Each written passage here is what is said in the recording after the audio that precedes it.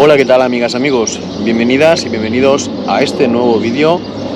Yo soy Castor, del canal de Castor Tech, y quería deciros que para los que sois nuevos, este canal suele ir de tema de drones, de cámaras de acción y otras cosas personalmente que me pasan.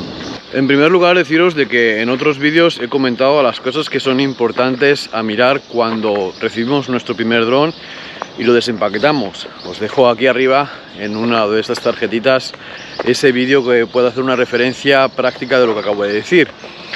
Y otra de las cosas que quiero referenciar es que, como sabréis, la mayoría de las personas que volamos drones por primera vez, pues no hemos tenido seguramente una escuela que nos hable de lo que sería el derecho civil aeronáutico. Entonces, por este simple detalle de que en primer lugar no tenemos quizás aún el conocimiento, no veo una cosa mala que empresas como DJI nos pongan automáticamente, a partir de los planos que tienen los países, que serían las zonas de no vuelo, zonas restringidas y etcétera, etcétera, que las pasen a su aplicación para así, de alguna manera, facilitar a la persona que vaya a volar el dron, que a lo mejor aún no ha tenido oportunidad de formarse, tener una manera de un vuelo más o menos seguro. Y esto es una cosa que me parece vital para no tener denuncias graves, por así decirlo, en caso de que estés en un país en el que se penalice gravemente el volar en sitios restringidos. Veo muchas veces en YouTube como algunos creadores de contenido nos suben pues cómo se pueden sacar fotos, etcétera, etcétera. Ayer incluso vi un dron volando en una zona restringida aquí en Zurich.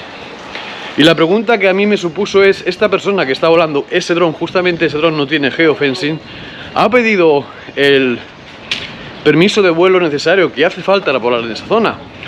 ¿O sencillamente ha levantado el dron, ha hecho un orbit a esa iglesia, ha hecho unas fotos al ponerse el sol, o sencillamente ha estado atento de buscar lo que le pide la normativa actual del país en el que estaba volando? Por eso es por lo que pienso que es muy importante para las personas que llegáis nuevas a este mundo que sepáis las diferencias entre drones con geofencing y con no geofencing. Es decir, si tu dron carece de jaula virtual por la empresa creadora del dron, tienes que saber que tienes que ir a esa aplicación estatal que te va a poder proporcionar lo que serían las normas de tu zona.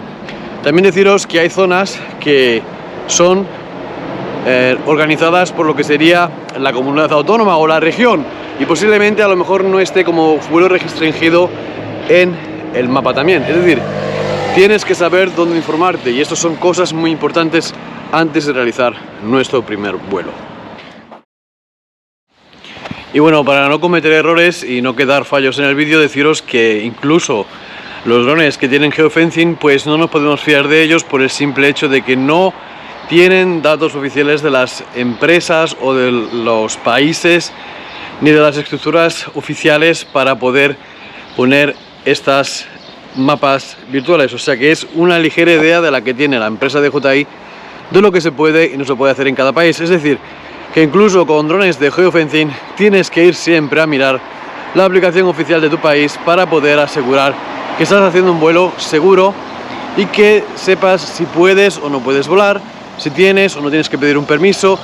Y estas son cosas que tenéis que saber antes de hacer vuestro primer vuelo. Nada más, amigas, amigos, muchas gracias por haber estado aquí. Nos vemos aquí en Castor Tech en un próximo capítulo. Gracias.